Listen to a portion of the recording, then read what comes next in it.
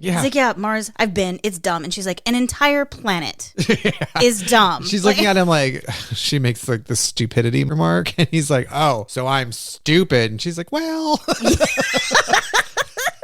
No, I mean. If it walks like a duck. You said it.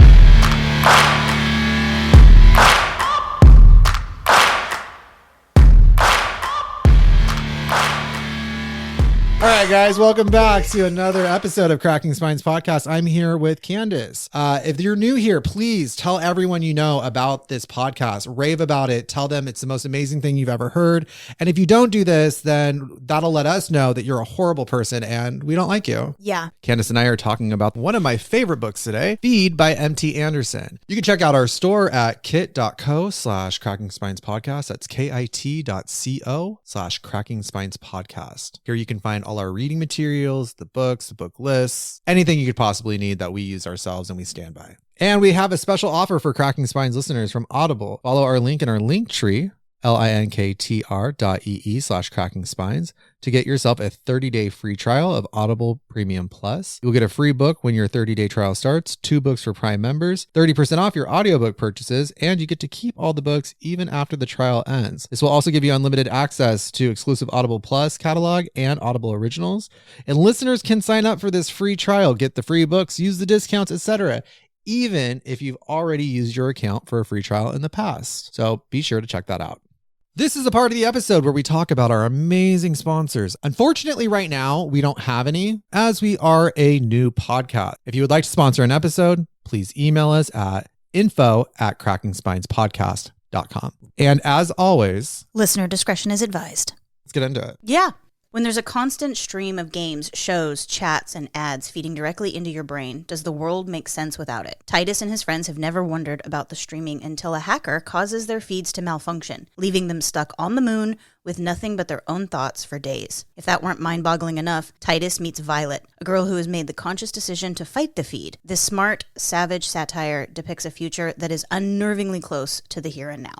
So the book opens up with them, like, as you said, they were on the moon, which, you know, Titus is like just looking for a good time with his friends. Spring break, right? Yeah, it's spring break. It's, you know, Cancun or Fort Lauderdale, but in the future, because the world is falling apart. Also, the world is like turning on America quickly in this book, which is interesting. Yeah. To say the least. But they end up going to this, I want to say it's like a club. Like a nightclub. It's like a nightclub. And he sees Violet and all the guys are vying for her attention. And he's like trying to play it cool. Yeah. On the way to the nightclub, they saw a bunch of people protesting. There's always protesting going on. About the feed. And the feed, as you're reading it, you realize it truly is what the synopsis says. It's a constant stream in their mind of news and commercials and ads and anything that they do, any place that they go, the feed adjusts itself to speak directly to them. Yeah. So this guy comes up and he's considered a hacker, and he like touches them with this like stick thing. Mm-hmm. They start chanting this thing over and over.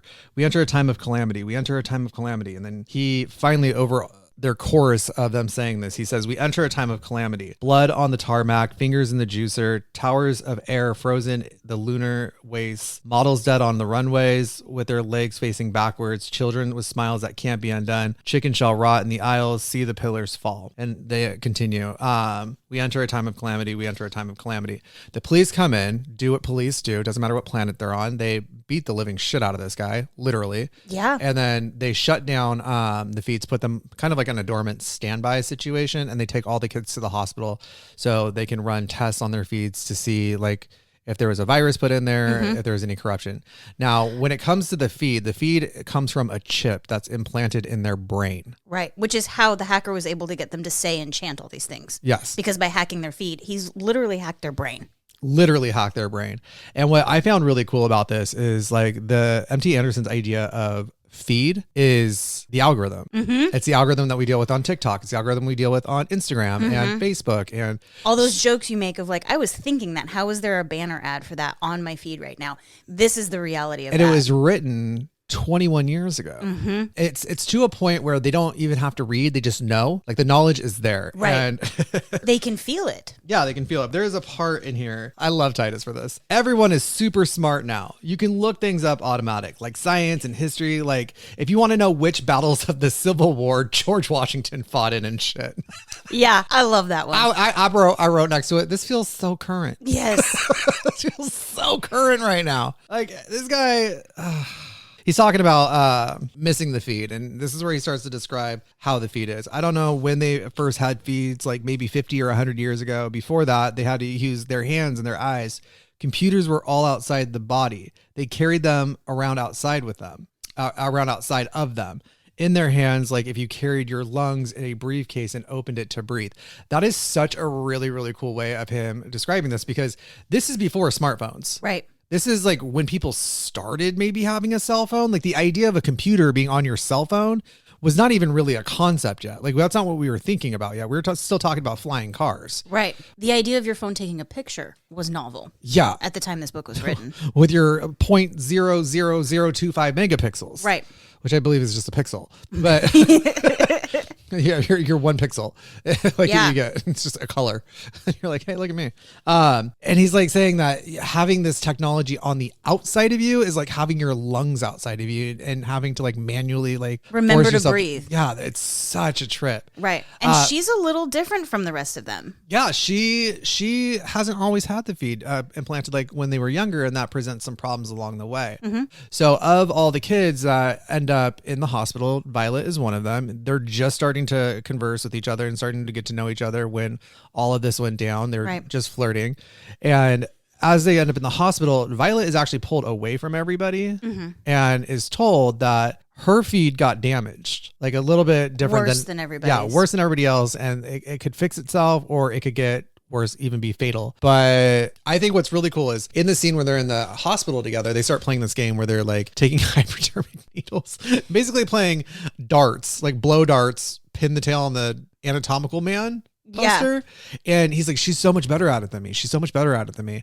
And it's because like it's highlighting the fact that she has lived experience in the real world, that when it comes to doing something that doesn't require the feed, it comes naturally to her. For him, everything requires the feed, so it doesn't come naturally to him, except for like basketball. Apparently he really likes to play basketball. So of all the characters in the beginning, they're all waiting for their parents to get there. Violet's parents are unable to get there. Her mom is no longer in the picture. Her dad's a professor, and he had to save up all year just to send her there. Right. So he can't just like hop on over and come to her because he's financially not possible for him. And this starts to set up that part of their relationship where her background comes from humble beginnings and his background comes from just kind of having everything handed to him. Literally, he gets rewarded for having been in this situation later on when he gets his up car. So right around the time that we as the reader learn that she hasn't always had her feed and hers is damaged a little bit more, Titus also learns that she's homeschooled. Yes. Which is another thing that sets her sort of on the outside of this group of friends. Not only has she just met all of them, but she hasn't had the feed her entire life. And her father, the professor, has homeschooled her. So she has this whole other vast knowledge that Titus has never even been exposed to, namely language. Yes. So one of the things that struck me right from the jump as you pick up that she's a little bit different. He noticed that even before she's spoken. The first moment he sees her, she's doing the thing with the juice. Do you remember this? Because she's like holding it in front of her mouth. They're in the anti-gravity place where they're playing around with and she's strapped into a booth and she's sitting there having a snack or whatever.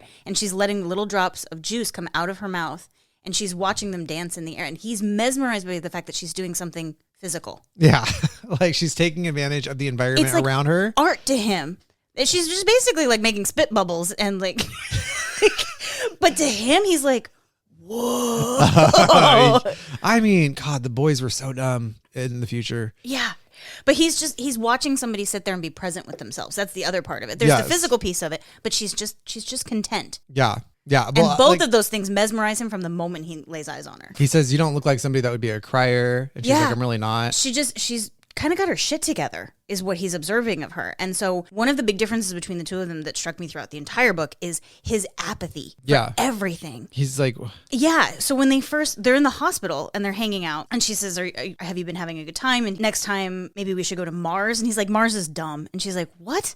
Yeah. He's like, yeah, Mars, I've been. It's dumb. And she's like, an entire planet is dumb. She's looking at him like, bro, like you are so tone deaf right now. Yeah. Like, what are you saying? And throughout the book, she calls him out on these moments of his just pure apathy, like classism, and his outlook on the world is just so monotone. He's so privileged, and like yeah, she creates this, like there's a juxtaposition between the two of them. Like his privilege shows exactly how underprivileged she was. Her underprivilege shows exactly how privileged he is. Right. And I mean, there's a part in here that her being underprivileged actually gives her a little bit more of advantage of understanding more and having more in-depth knowledge, like as you were saying with language. He says, I looked at her pen. You write all the time, I said, completely in awe. She's like, I've done it since I was little.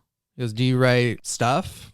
She goes, not stories or anything. I just write down things I see sometimes. And he goes, on paper. Because yeah, I looked at her. You're one funny enchilada, I said. She nodded real quiet. I asked, why don't you use the feed? It's way faster. She says, I'm pretentious. Really pretentious. I love that. I love her. She's like, you're an idiot. Yeah. I'm going to throw this shit in your face and you're not even going to catch it. And what's really funny is that her social skills for a homeschool kid who's spent the majority of her life at home with Professor Dad. Who's a little bit of a, oddball. A little bit. Yeah. But her social skills are in some ways way better than his. Oh, not just communication, down, but her like EQ is off the charts and compared to Titus. Yeah. I love that throughout it, he's had all this access to knowledge and information. But that's it. His experience in the world is through a lens of technology, where she actually physically experiences the world. He only sees the experience of the world. And that's why it may bore him, because he doesn't actually get to experience it completely. And it all made sense for me when Titus explains to us school TM.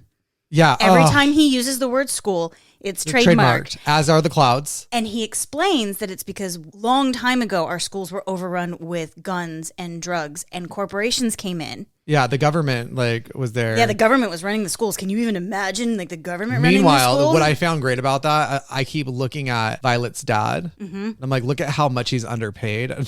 Corporations are in charge of schools, and he's a professor that works in, it's a college, but it's still a school. Right. And so he's like, now that we have laptops and free pizza and the corporations pay for everything, we don't have to learn stupid stuff like math. We learn how to be good consumers and how to find good bargains and how to use the feed to plan our next trip. And it just... at that moment, you're like, okay. And that brings up a great point. So the way the feed works is as they walk around, if they look at something and they have any emotional or mental interest in it, the feed will send them a whole bunch of information and tell them how they can purchase it and where they can get it cheaper and da-da-da-da. Anytime they show something that they like, that is going to adjust their feed, like the algorithm. If you don't purchase, though, as you learn later on in the story, the less you purchase of the things that you like, the less value you have to the corporations that run the feed. Right. And he thinks this algorithm is amazing. I mean, yeah, it's the way of the world. It's golden. It's perfect. She likes to fuck with it, which is what their first date is. Yes. And then he starts to have oh shit, this is fun. She's forcing him to experience things, but on the playing field that he knows how to play on. Right. So she's like, oh yeah, technology, this, that. Okay, watch. Let's just mess with it. She takes him to a mall, right? They meet at the mall. Right. Because she's not ready to show him her home yet. Now, he comes from wealthy upbringing.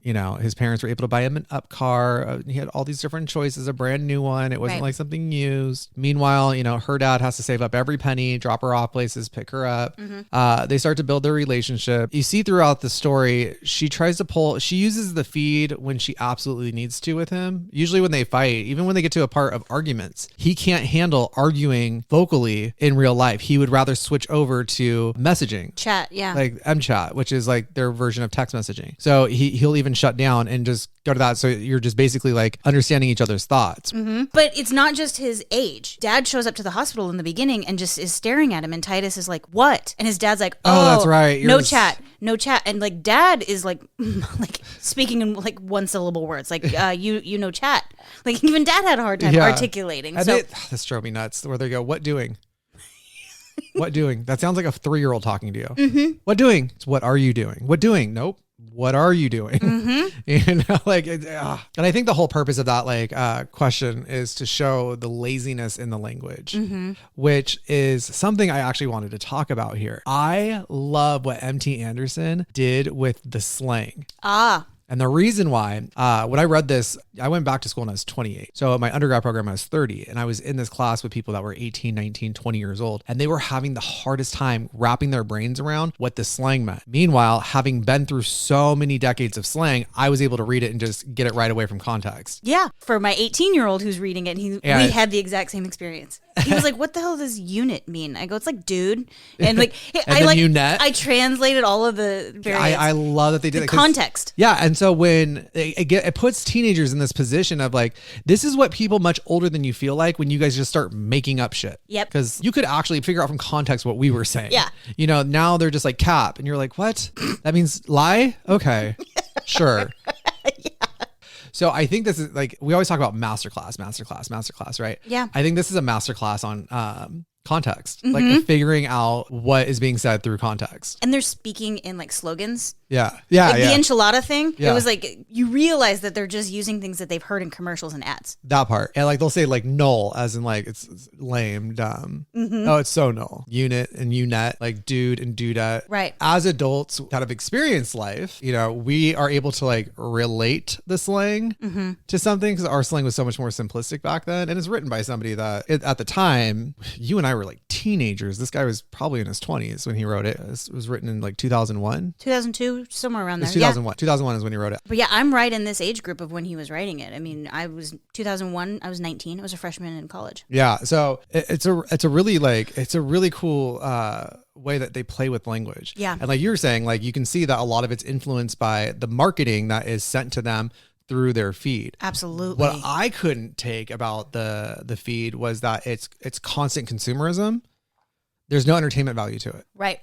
It's just like, oh, it's this and that and this and that. I would get so annoyed with that after so long. I'm like, can I just like watch a fucking TV show, There's please? no creativity. Right. Yeah. Like the storytelling. He's staring at a boat on the lake. I love Titus's conversation around this picture of a boat on a lake with nobody in it on the wall when their feeds were shut down in the hospital. And he's like, why would there be a boat in the middle of the lake? And why is nobody in it? That makes it even more stupid. Like he was just like, he was looking at it for like, what is the point of that? He has no imagination at all. He could not like grasp, like there's like, oh, maybe it floated away. Maybe somebody fell out of it. Like there's no story behind it to him. He's like, it's a boat on water in the middle of nowhere. No one's in it. Which is why when they have that first date at the mall and she's like, watch this. And she has the creative idea to go from store to store to store, asking these questions about random shit, which her feed is taking note of. And she has no interest in buying any of it. Yeah. And he's like, his eyes are so big because it's like, where did you come up with this idea? Like her ingenuity is like astronomical to him because he doesn't have that sort of creativity and that imagination. And she's just laughing her ass off. She thinks it's so funny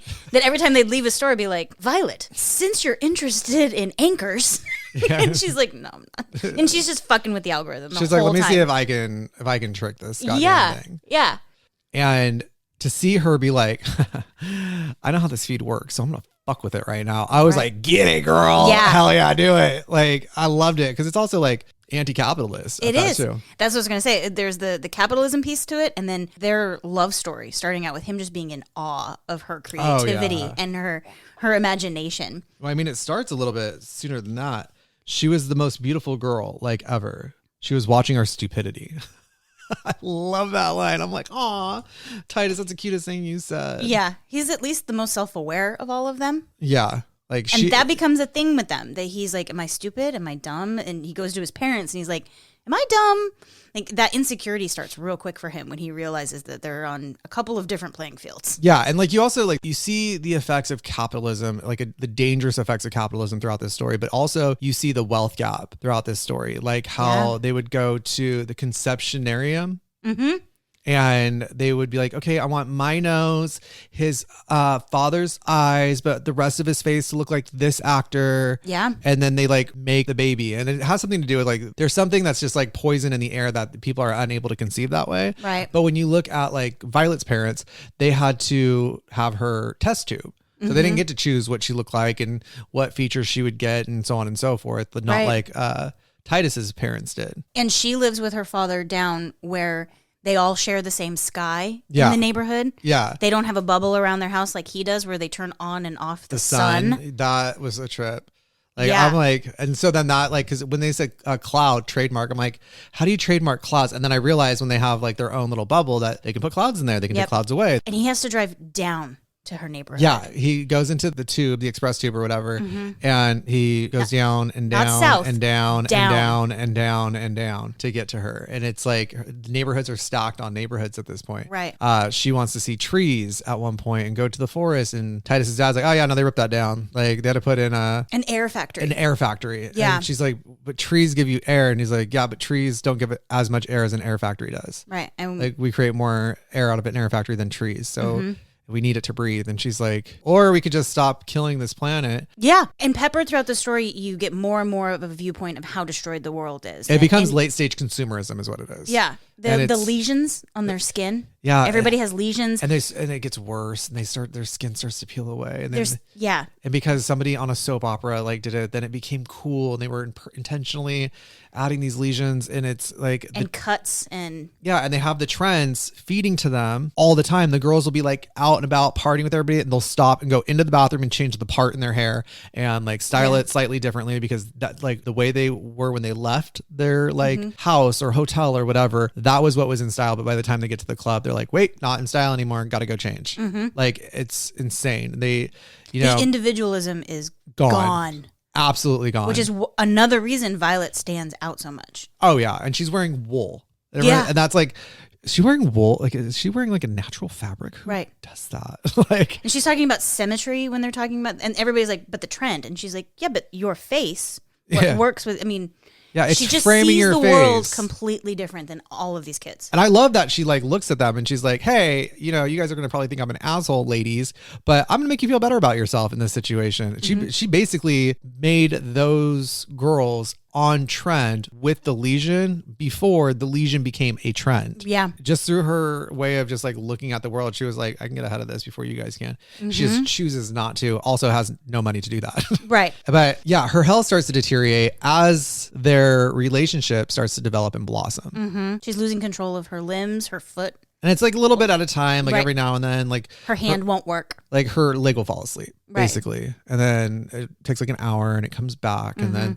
she's going in and out of appointments, just like try to figure out what's going on, talking to technicians, trying to get things taken care of. And he is just having the time of his life with her. But it's every time he brings her into a situation with his friends, that's exactly how he met her. Yeah. But he realizes how much she stands out from them. And he starts to take the side of his friends. That's the way he was raised. That's what they know. Right. And he's like, you're being like rude, or it's things you say sometimes. And he's like, starts to nitpick at her. And she's like, yo, this is who I was when you met me, dude. Right. Like, what are you talking about? Right. She brings up that the planet's being destroyed. She points out all this consumerism stuff. She points out the lack of individuality. And that's where he's like, yo, you're like ruffling feathers in the group. Like, because they're sitting around playing that game about Coca-Cola. Yeah, so they are all pro-capitalist, obviously. And this is not like a job at anybody politically right now, but it's like a bunch of conservatives together and one of them falling in love with a leftist, and she's like trying to help him see what she sees. Meanwhile, he's like, what is wrong with you? Why didn't you just like chill? And one of the things they do when they get together with their friends is they sit around. There was a promotion that if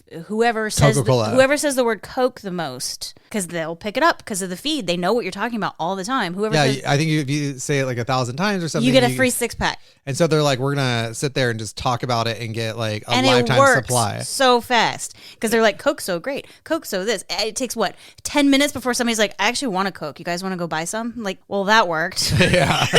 And she's like, oh, I remember the first time having a Coke and how it burns your throat, but like, what is it about that burn that you want? And everyone's like, what are you talking about? I lose points.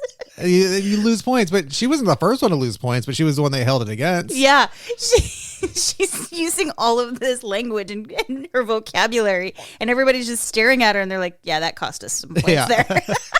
Like when she was talking about that, all I could think about is like when I used to drink and, you wake up in the middle of the night, not even the middle of the night, like early morning, you're not ready to get up yet. The hangover hasn't kicked in yet, but you're like, oh, mouth is dry. Do I want water? No, I don't want water. Why would I want water with my mouth dry? I want that soda that's in the fridge. And you crack that bad boy open and you start chugging it and you're like, and then you go back for it, Yeah, that was her sales pitch. Yeah, that was her sales pitch. Like, even with the burn, you want it. And they're like, girl. Yeah. It's not how this works. Right. And she's like, well, I know how to trick the feed. I'm not used to like jumping on board with it here. Because she thinks it's stupid. What I love though is her dad's feed. It plays into the same way cell phones worked. He has like a backpack and like glasses and it's like connected to him. And like back in the day, the first cell phones came with a briefcase and a shoulder strap. Yep.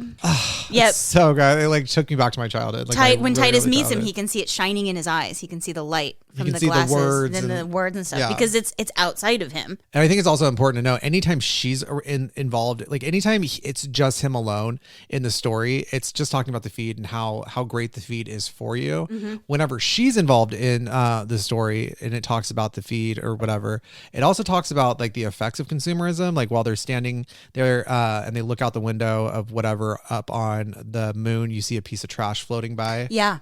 Like they only mention like the negative impact of consumerism whenever she's present in the story. And when she's not present in the story, they only talk about the positive impacts of, and I think it's really cool how it speaks to that, like which way you point your attention. Cause she still uses the feed and all that, even though she's anti-capitalist. And I think that people fail to realize, my favorite thing is because those that listen are listening, I'm a leftist. So I'm a democratic socialist. You can be what you want. This is just who I am. And people are like, oh, you are a nice iPhone you're using. I'm like, are you under the impression that socialist countries don't have iPhones? Right.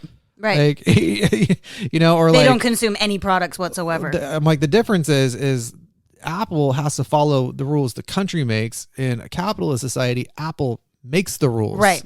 Like, yeah. And this is the reality of that happening like 100 years from now or however long that this takes 50 place. to 100 years from now. Right. And so watching this unfold in the story is, I think it's a great lesson in just because you are anti-capitalist, you have to survive in a capitalist world. You have to participate in capitalism, whether you want to or not. Right. Or to take it away from like the super political conversation, you have to participate in consumerism in a consumer-based world. Right. She does use her feed. And the other thing that she uses it for that sets her apart is she's a little more aware of current events. Mm-hmm. Throughout the story, she starts to tell him, did you know that this is going on in Central America? Did you know this is going on in South America? She's using hers for like AP News and And so from her having these conversations with him, we, the reader, find out, the whole globe is turning on America right now. Because we are the most industrious, consumerist, like wiping out whole villages, towns, cities throughout Central nature, like everything. And it's just so people can exist and purchase things. Right. And I think that's what it boils down to. It's like, not just us. Like as she starts telling these stories and having these conversations with Titus, like, did you see blah, blah, blah happen in the news? You're like, oh, there's a global alliance.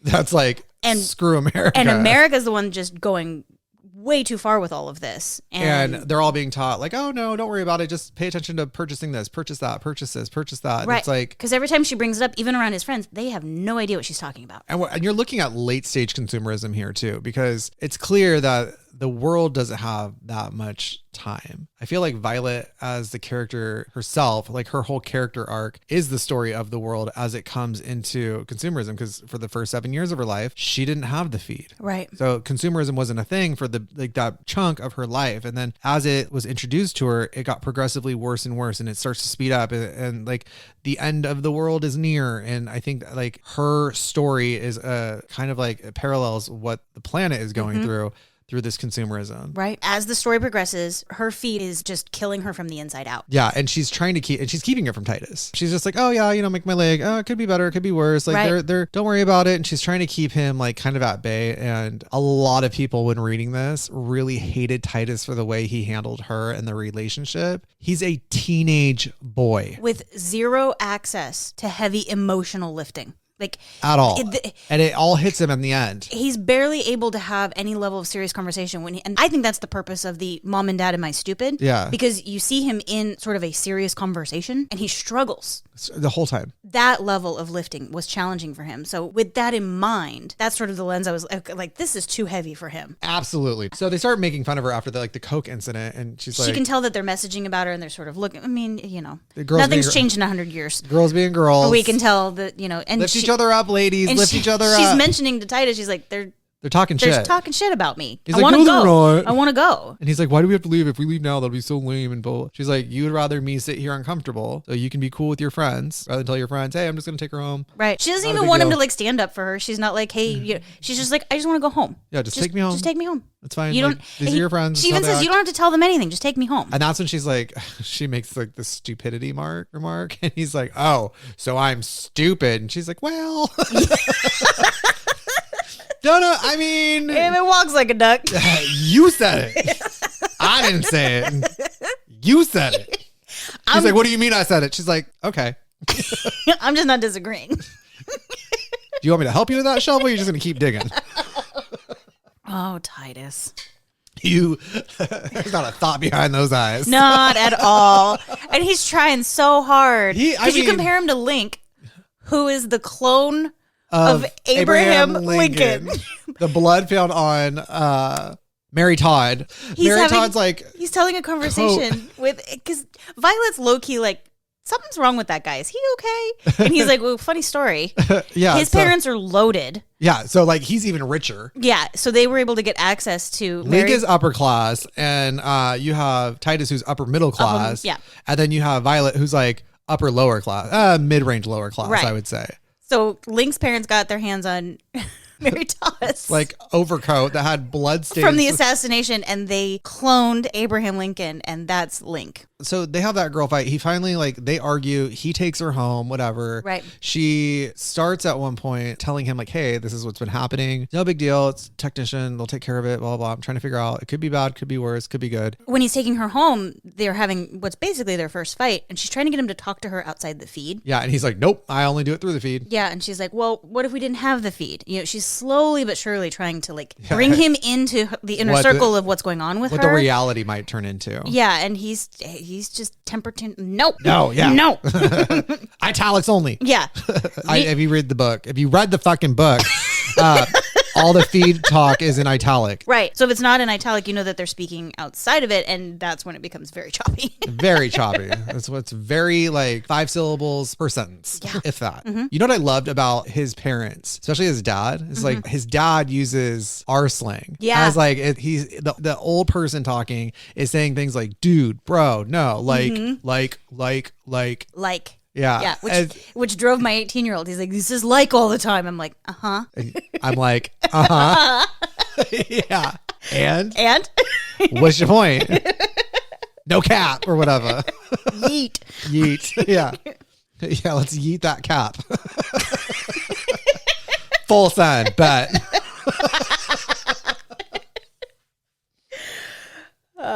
So eventually she and him make up, and he's like, yeah, like there's a party, and she's like, oh, you know, he's like, so you want to go? And she's like, yeah, let's go. And he's like, Right. are you sure? And she's like, yeah, I'm sure. Like, and so he goes, sees everyone malfunctioning. They do this thing where they go into these websites that like, it's basically like getting high. Right. And at some point, like he's just trying to avoid it, doesn't want her to see it. Like, and eventually at the end of this party, she has this like a seizure. Right. Essentially, it's a seizure, and she's just Screaming. yelling about Quindy's like new lesions she got everywhere because it's like she had it done to her because Callista had it done, and they're fighting over Link's attention, even though Link is ugly. And Right. And she just goes off about how she's a monster and this and that. Yeah, and she says, you don't have the feed. You are the feed. Your feed. You're being eaten. You're raised for food. Look at what you've made yourselves. You're monsters. I love how they said your food and eaten consumed. Mm-hmm. Consumerism. Oh, I love that. I know. It was so well done. I think I wrote "Eat the Rich" like 3 times on the margins of this book. And then he realizes, oh shit, this isn't her just flipping out. Something's wrong. Right. And like he grabs her, realizes she can't really move her own body, so he has to like get her out of there. And she starts choking. Yeah. And so he's like, somebody call an ambulance. And they're like, no, man, what, is she malfunctioning or whatever? He's like, no, this isn't a malfunction. Like, call the ambulance. Like, so he like, and they end up in the hospital, and then her dad shows up. Right. And he's kind of sitting there like, what do? I don't know how to handle this situation. Mm-hmm. Her dad goes in, sits with her for a while. He comes back out. Now it's his turn. He goes in there. And this is where you start to see the percentage, what percentage she's functioning at. Yeah, Dad gives him access to a website that he can constantly refresh And that shows what her percentage is at. Checks it and Yeah, sees. so from that point on in the book, every chapter starts with whatever percentage she's at on that particular day. And you get a little bit of hope because that first percentage you see is somewhere around 56, I think 56.1%. 52.9. That's close. You're close. Yeah. So the next one you see, it's like 84. Yeah, like it jumps way up and you're like, oh, well, yeah, 87.3. 87.3. Okay. So it goes from, the 50s to the 80s and you're like, okay, she's getting better. And it stays at 87 for a while. Yeah. And so you start to see how she is in a state of like almost deteriorating, and then she starts to deteriorate, and she starts thinking like, I want to live my life. I want to live. And she's explaining to him, I want experience. I want to experience these things. Her bucket list. Yeah, she has a bucket list at this point. Right. And she wants to experience things and have him go with her, and she's going to show him how to experience things. After 6 chapters of 87, the next chapter starts at 52%. That big dip. Yeah. And that's when he wakes up to a huge message cache from her. Yeah. And it's all these messages to download. All the memories. All of her memories. Because after the seizure she had, she lost a whole year. From 6 to 7 before she got the feed. Mm-hmm. And I was so pissed at him for this. So she starts sending him 2 things. Her list of things that she wants to do. Some of them are like fly over an active volcano, but others are like experiences she wants to have with her grandkids on a farm. And I mean, they go from dancing in the rain sort of items to elaborate fantasies that both of them know she will never get to live out. And he, again, not having access to that level of emotional intelligence kind of points out to her that they can't be done. Yeah. And she's very patient, despite the fact that she's the one dying, that she's like, I know, I'm sharing with you my hopes before. Like, he doesn't get it. He's like, but we can't do that. You won't be here to have grandkids. It's like, thank you, Titus. Yeah. Thank you for reminding us what's going to happen in the future.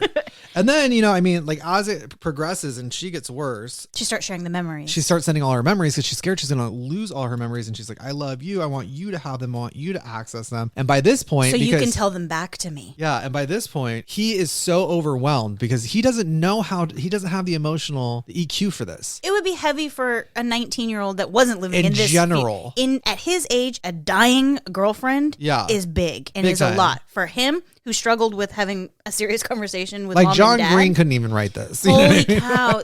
So I know a lot of people probably read this and hate his character, but I mean, he's a 19-year-old kid that has not a clue to what's going on. Right. Not a clue how to respond to it. I do get mad at him with the memories, though. Yeah, because here in the memories, he gets so overwhelmed with it, he goes into the kitchen to get a drink of water, and he fills a glass, looks out the window over the sink, and then deletes everything she had sent him without checking it. Without even reading it, because it feels heavy to him. It's too much. He can feel it taking up space in his mind. In his cache. Oh, it's such a futuristic teenager in the world of Feed saying that, but pisses me off. God, that's so 19-year-old boy. He tells her like, oh, I didn't get it. And then she starts thinking that even that part of her feed is messed up. And she's like, crap, like, oh, now that's messed up. And he's like, oh, maybe a few things got through. I remember this and that. And like, he allows her to think that even worse is happening to her than what really is. And it's already bad enough what she's dealing with. And he's giving more of her to panic just so he doesn't have to deal with it. Right. That's what pissed me off. And I'm like, bro, no one taught you. And you see an absence of his father throughout it. And his father's just kind of there and very like blunt and whatever. Okay. And and then moves on and doesn't really like show him any emotional like affection or responsibility or how to deal or handle. And then you have his mom who's chasing around his like psychopath of a brat little brother. Right. She doesn't have the space for him is how I read that, like he felt like he was bugging her by being like, am I dumb? Like she doesn't have a lot of room for him. She's like, no, you just learn differently. Yeah. She coddled him a little bit there in that moment. You're perfect. But yeah, this would have been heavy for anybody. And a 19-year-old kid in this futuristic late stage capitalism, he has no space for it, and it just gets worse and worse and worse. And worse. Oh, it's so bad. Until eventually he starts ignoring her. Yeah. He won't even respond to her. Completely ignoring her. Trying to like live his life with his friends and just trying to find some sense of normalcy for himself. Because he went from everything works perfectly the way he wants it. Life is good, great. Everything's handed to him. Very like straight, mediocre white guy. And then he has all this heavy shit dropped on him. He doesn't know how to deal with it. And he's like, I'm just going to ignore it and try to live my normal life. Complete avoidance. But like, it's always there. And he's like, why can't I, like, you can tell his character is like, why can't I find an escape from this? Why am I stuck on this? You know what I mean? And so he feels like he's losing himself a little bit, and he like backs away from her. Because he doesn't feel right with his friends now. Yeah, because they're living this life that where they're completely unaware. And now he has this extra knowledge that they don't. Changed him. Permanently, forever. And so he feels lost. And that's when we approach the time where he gets, where he mouths with his friends. Which is basically getting trashed. Yeah, he just got high as shit. Right. And then like when it was just the euphoric effect and he was no longer like all over the place, he takes his car, goes to her house, falls asleep on her lawn. Right. Been there. That's usually when you're drunk and you're like clinging to the earth, trying not to fly off of it. You know what I mean? Like I'll get to the bed eventually. So, falling asleep on her lawn, he wakes up, feels horrible about it, knows that dad is aware of what's going on, and he and her have their moment. Where he says, let's do it. Let's go do something on your bucket. Yeah, let's take care of your bucket list. He picks like, let's go to the forest or something like that. Yeah. They have their conversation. He realizes that there's a weird tension between them. Mm-hmm. He's sitting there next to her, wants to touch her hand, and he puts as close to her as possible, but he wants her to grab him. When he's leaving after this conversation, feeling horrible that he showed up trashed like that, he's waiting for her to kiss him and she doesn't. And so he gets in his car and he goes, and he's starting to realize like, okay, there's a distance that's growing between the two of us. And it's because he ignored her. Right. And she's probably like just kind of giving him space. I think she has a little bit more emotional awareness than he does. So I feel like in that moment, she's trying to give him space. And in that moment, he's the most...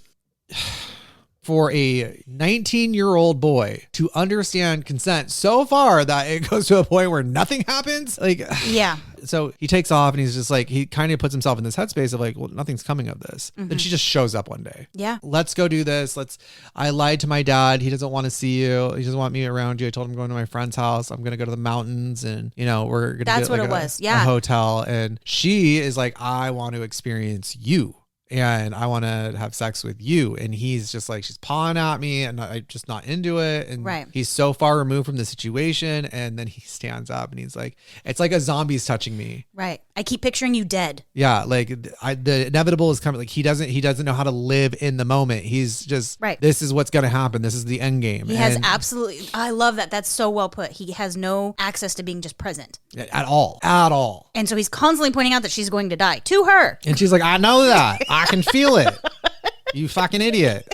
I'm sorry. I didn't mean idiot. I mean, you were taught differently or whatever your mom said. Yeah. Yeah. And so they break up. Mm-hmm. Big, huge fight. Yeah. He pays for the room and she's like crap or whatever. And they're silent and bored. And he's like ordering stuff. Yeah. And he's doing it in a way just in case she's tracking his feed. If she's still able to track his feed, that she won't catch on that he's shopping on the way home. Yep. Like right back into his consumerism. Like that's where he finds comfort is purchasing things. And because he's sitting there, after this, like time is going by. Like she messages him the next day and she's like, I love you. I'm sorry. I said shit that I said. You said shit that you said. He doesn't respond to her. Let's work it out. And he doesn't respond to her. He's like, I'm 19 years old. Don't have the capacity to handle this. And he like walks away from it. Mm-hmm. Starts dating Quendy, goes to Jupiter to get more stupider. Goes on another trip. Already has another girlfriend. I mean, he has buried his head in the sand. Yeah. He's moved on. Avoidance. Like he doesn't want anything in his feed to even... Or he thinks he's moved on. He's convinced himself that he's moved on. He doesn't even want his feed to bring up anything that reminds him of her. And you can see the way he talks about Quendy, like how he's into her and likes her and all this other stuff. It's not the same. It's not the same. It's such a like surface level version of that, which is probably what he experienced, what him and his friends experienced before Violet ever came along. Mm-hmm. So then he comes back and he's there and his dad's back from a 6-week trip and talking about whale hunting and all this other stuff. And the little brother's like, why do I feel funny? Because he's like, I was trying to look away, but it's my dad's memory. And I'm staring down the shirt of a 40-year-old VP of sales. And I'm getting turned on. And my little brother's like, why do I feel funny? And the mom's like, yeah, why does he feel funny, honey? Yeah, who is she? And he's like, I got to get out of here. And he like walks away. And the mom's like, well, maybe if you weren't staring down the shirt. And he's like, oh, God damn it, I got to go. Like that scene, I was like, that was a comic relief that I needed in like the heaviness of this part of the book. Well, especially because in the midst of that, he can hear her dad saying she wanted me to let you know when it was the end. When like the end was here, when it was like, and this is when she's down to what, like 4%? Yeah. So he takes advantage of the situation and he goes to see her. Right. And dad is like, You want to see what you fucking walked out on? Yep. You want to see what you left her with? You want to, and he starts giving her the memories of taking care of her, turning her covered in her own shit, her pissed herself in the room, smelling of it, the vacant stairs that she just wasn't there. Yeah, everything. So he got to feel exactly what her dad was going through. Mm-hmm. Are you gonna cry? I'm gonna cry at the next part because he explains that she didn't have the feed until she was 7. Yeah. And he goes on a job interview and he had never interviewed for a job and not gotten it. And he was more than qualified for this job. When she's 6 years old at this time, more than qualified. And he realized that they were trying to message him. The 2 guys interviewing him realized that he doesn't have a feed. And so then they start evaluating him right there. And he could tell they're making fun of me. Like, they're talking about me, and I lost the job right then and there. And that's when he knew he needed to get her the feed. Yeah. So that she could survive in this world. But then he gets her not the best one because he's like, what's the point? Like, how much different can it be? Right. She's crying. I'm crying. Because you big baby. That's such a parent thing. Like, every decision you make, the thought is always there. Is this going to screw them up? Yeah. Aww. I hate this book. She loved this book. I love this book because that's what killed her. Yeah. He got it for her because he realized she's not going to be able to survive in this world without a feed. And it's the feed that makes it that she can't survive in the world. Aww. I hate this book. So he dips out. He's like, I can't do this. And he like fucking books. And he Not leaves. Before Dad almost beats the shit. Yeah. Well, Dad did like beat the shit out of him with using memories. Yeah. And experience. He's like, oh yeah? You didn't want to be present for it? Guess what, bitch? Yeah. You're getting all 6 months all at once. Sunday. The smells and everything. Yeah. He made him live it. Yeah, you are going through this shit. She's fucking bawling her eyes out right now. I love this. He takes off and now Dad fucking made it work. He can't live in the present. Mm-hmm. His dad forced him to live or her dad forced him to live in the past. Mm-hmm. Oh, that was so fucking cool. And that's when he goes home. Yeah. And strips down naked in his room.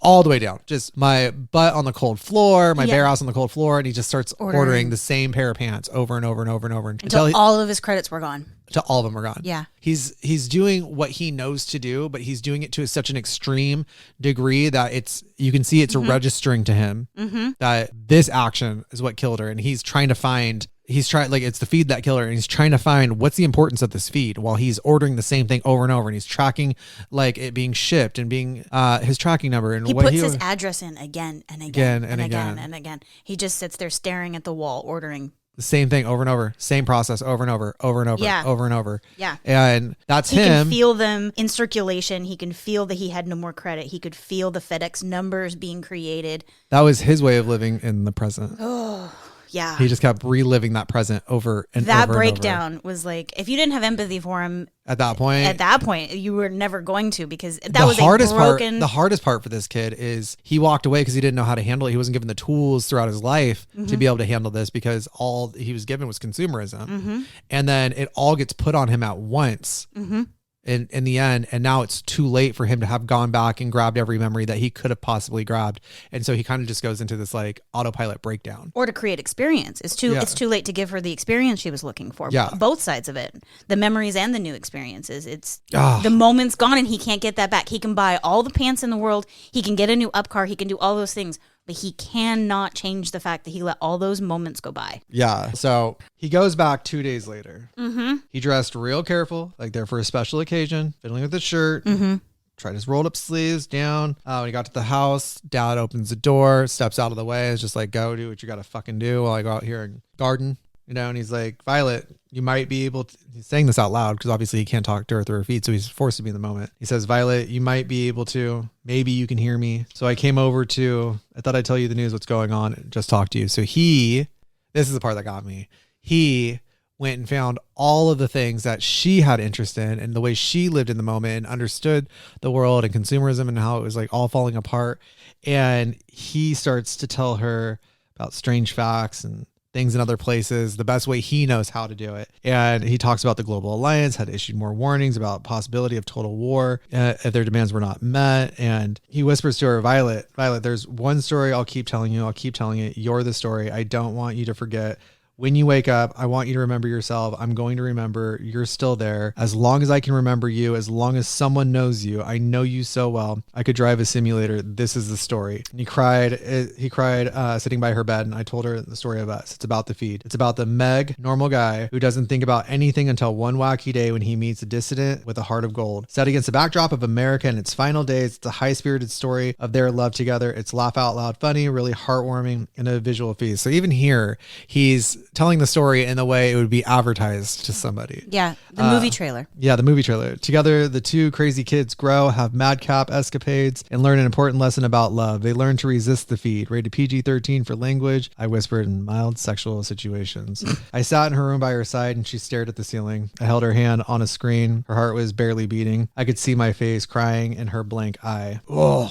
That was gut-wrenching. And then the last part of the feed says, feeling blue, then dress blue. It's the Blue Jean Warehouse final sales event. Stock is just flying off the shelves. At prices so low, you won't believe your feed. Everything must go. Everything must go.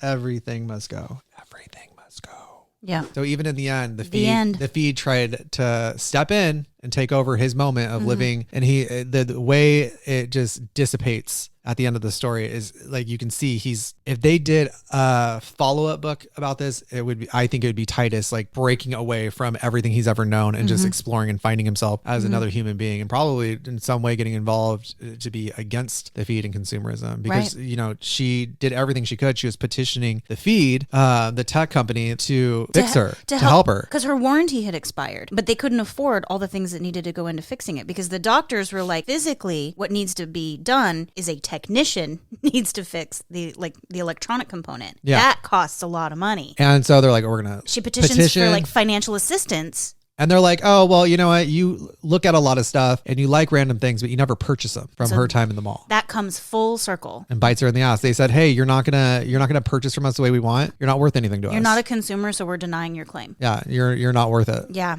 Oh, such a good fucking book. Get yourself together. Oh, Jesus Christ. Like amateur hour in here.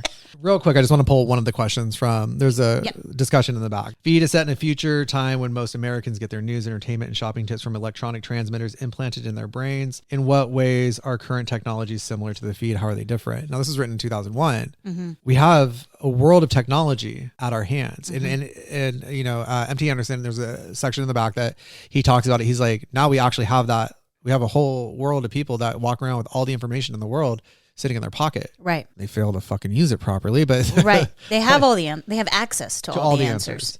Titus attends school, trademark, but can barely read. What are students taught there? How would these lessons be useful to students? They're taught to consume. Right. They're taught to continue to be their place in the machine.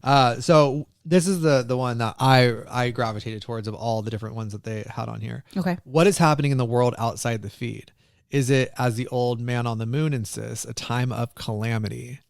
I looked at it more as a time of collapse. Oh, absolutely. Like, this is late stage capitalism, late stage consumerism, and at the end of it, the world's dying. The world's going to be done. I mean, mom's skin is so thin on her face, you can see her teeth at the end of the book. Yeah, like, I mean, they're turning into skeletons. If total war doesn't destroy them, what they've done to the planet will. Yeah.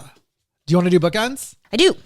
I try to like do a jolt to shift her. No, I'm good. her mood. I'm good. Tell it to the fog in your glasses. Are they still really foggy? No, you're just blind.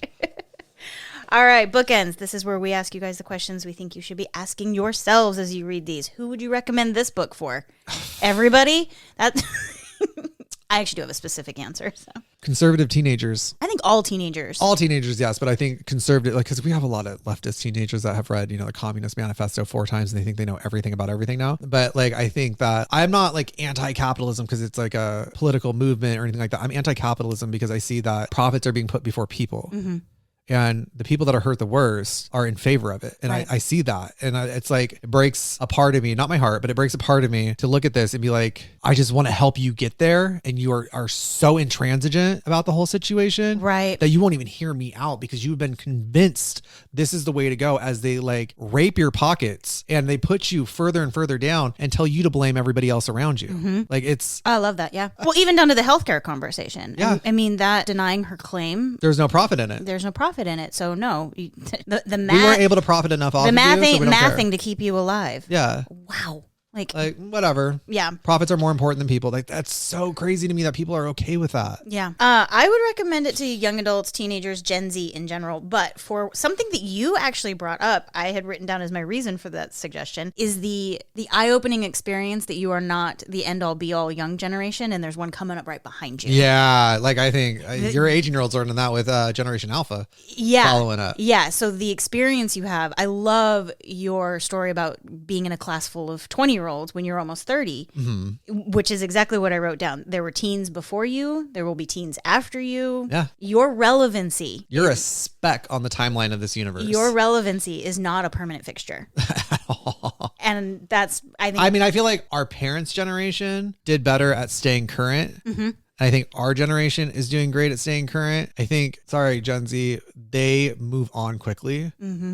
So it's not so much about staying current. It's they don't even allow current to happen. I told my 18-year-old stepson, he was like, you think I would like it? Should I read it? And I go, yes, and read it now. Yeah. The ability to read it I wish I read when this. you're his age? I wish I read this at 19. Yeah, you're his age. So that's who I recommend it to. All right. All right. What questions do we think, we have to limit how many, but what questions do we think people should take to their book club if they're all going to read Feed together?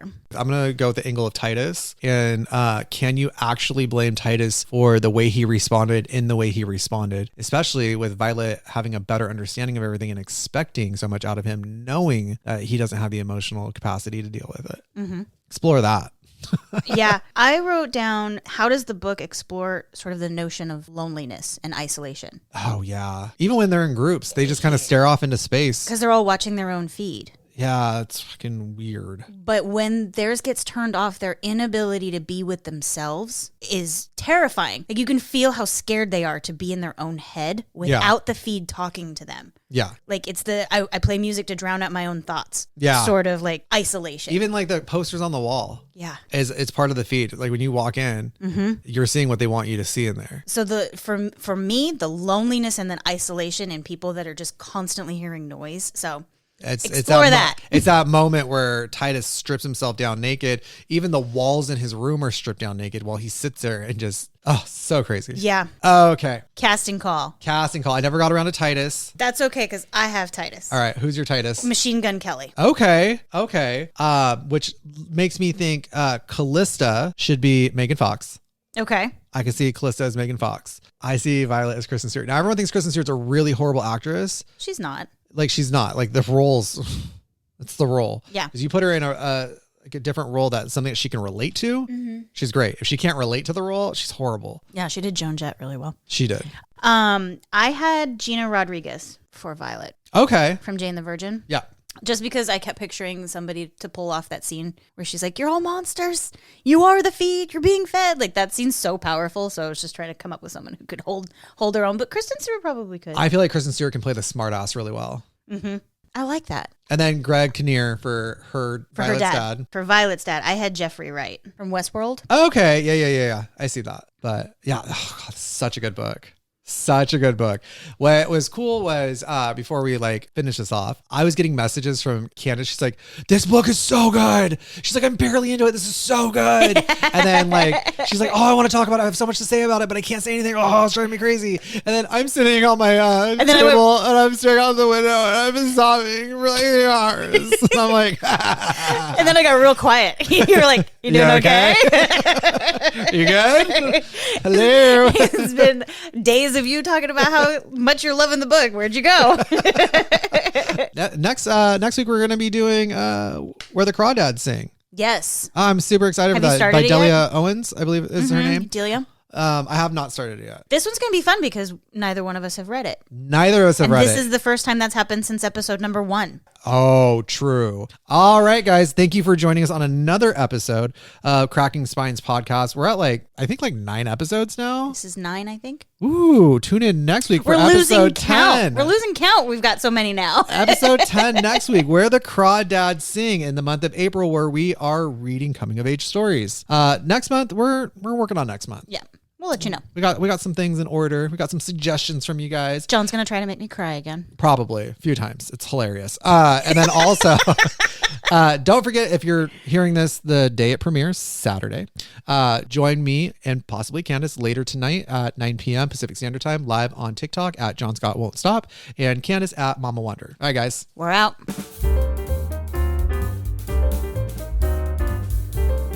And that blew my mind when this was wrote. Such a good book. When this was wrote? Sorry. Written. There we are. When he wrote it. Yeah, she not only majored in English, but also communications, as you can clearly tell. Figure that one out. Some of us graduated SUMA. I did not. She's on the George W. Bush track. Just got through on average. I'm kidding. She didn't graduate.